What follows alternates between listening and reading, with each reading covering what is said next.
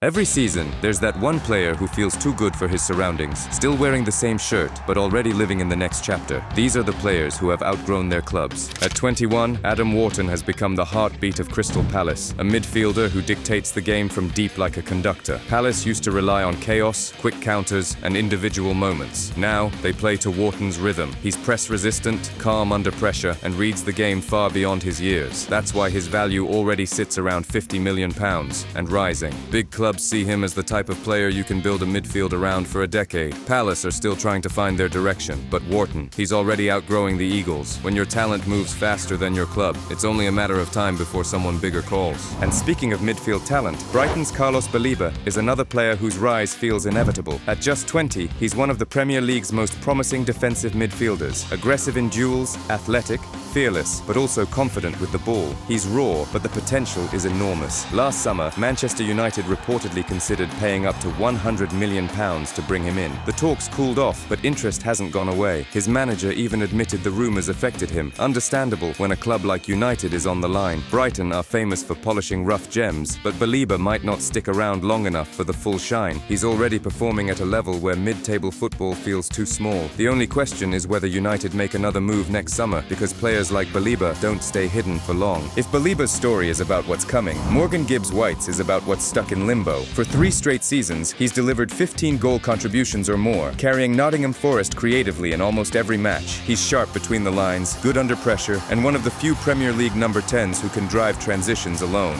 Last summer, a £60 million move to Tottenham was nearly done. Fabrizio Romano even dropped the "here we go." Then the deal collapsed due to legal issues between the clubs. Now Gibbs-White is still at Forest, too good for a relegation fight, too talented to stagnate in mid-table football. Tottenham still need creativity, and Morgan still needs a bigger platform. Both sides might find each other again, because at this point, he's outgrown Forest completely. Another player making noise, or rather, waiting to explode again, is Aston Villa's Morgan Rogers. At 22, he's already proven his attacking potential. Last season, he posted 10 assists and 8 goals, numbers that made him one of England's most exciting young wide forwards. But this year, as Villa struggle for consistency, Rogers' confidence has dipped too. Unai Emery still believes in him, but belief alone doesn't stop frustration. Rogers is ambitious, and he knows he can deliver more than what Villa's current system allows. If their form keeps dropping, he could be the next young Englishman to look for a step up. In today's Premier League, talented players don't wait for projects to recover. They move before the peak passes. Nottingham Forest seem to have a habit of producing players who don't belong in a relegation scrap. Murillo, their Brazilian defender, has been a standout since day one. 2 seasons in a row, he saved Forest against Manchester United with goal-line clearances that became viral highlights. He's calm under pressure, reads danger early, and leads their defense despite being only 23. Statistically, he's among the Premier League's best in interceptions, blocks, and clearances. But when you see a Champions League-level defender constantly fighting for survival points, you realize the gap. Murillo's ceiling is far above Forest's current ambitions, and with top English and European clubs monitoring him, this might be his final season at the City Ground.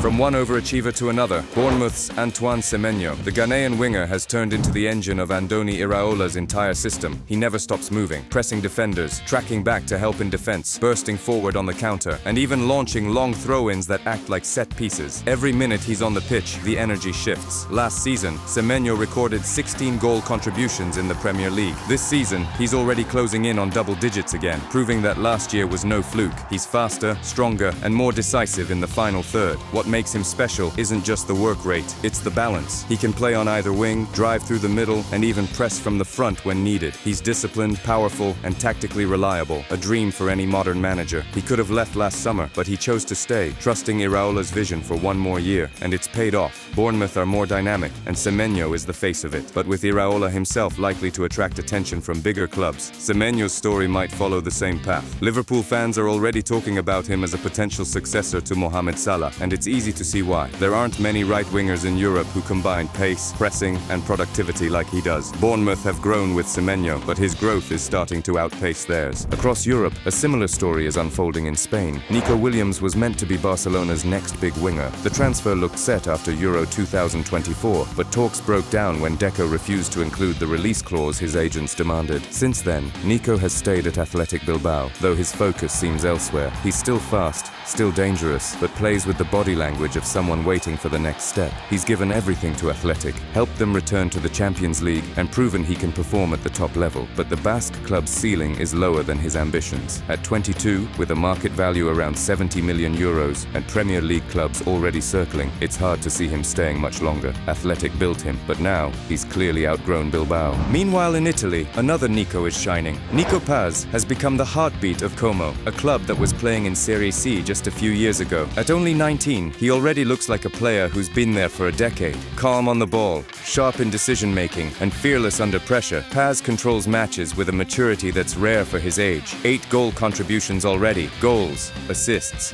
key passes, all coming from a teenager leading a mid-table Serie A side. Every attack runs through him. He drops deep to collect the ball, sets the rhythm, and connects defense to attack with effortless precision. He doesn't just play for Como, he is Como. What makes his rise even more impressive is how fast it's happening. Serie A isn't easy for young creative players, yet Paz is dictating tempo against clubs with triple the budget. His technical style, crisp touches, sudden acceleration, clever through balls, already feels built for the Bernabeu, not for a newly promoted team. But everyone knows how this story ends. Real Madrid protected their asset well, inserting a buyback clause worth just 10 million euros, a bargain for a player of this level. Como's story is beautiful, their progress admirable, but when your best player belongs to Madrid, fairy tales don't last forever. Nico Paz is growing faster than the club can handle, and sooner or later, he'll be gone. And finally, Victor Osimhen, maybe the most unpredictable of them all, a world-class striker now playing in Turkey. When the deal with Galatasaray was first announced, most fans around Europe were shocked. How could a forward who conquered Serie A and became one of the best goal scorers in the world suddenly move to the Super League? Many called it a detour, a short stop before the inevitable return to Europe's elite. But what happened next surprised everyone. Osimhen found something rare in Istanbul: connection. The fans adore him. They chant his name from the first minute to the last, hang banners with his face across the city, and treat him like a national icon. The atmosphere at Rams Park became his stage. After scoring against Liverpool in the Champions League, he said, "Galatasaray is the best club in the world." Maybe he said it in the heat of the moment. Maybe he meant every word. But what's clear is that this environment fuels him. He plays with joy, emotion, and intensity that few strikers can match. His market value is around 75 million euros, and his contract runs until 2029. But everyone knows that a player like Osimhen can't be contained by one league for long. He's too fast, too dominant, too driven. Every goal he scores feels like a reminder that he's competing at a level above almost everyone around him. Galatasaray's fans will always remember him as their hero, but football moves fast, and Victor Osimhen is already running ahead of the pack. So, who do you think has truly outgrown their club? Drop your pick in the comments and tell us where you'd like to see them next. But in the meantime, thanks for watching. Check out my other videos, like The Scary Truth Behind Crystal Palace's Rise and 8 Forgotten Premier League Legends as shown on your screen. My name is Ole. Love this game. See you next time.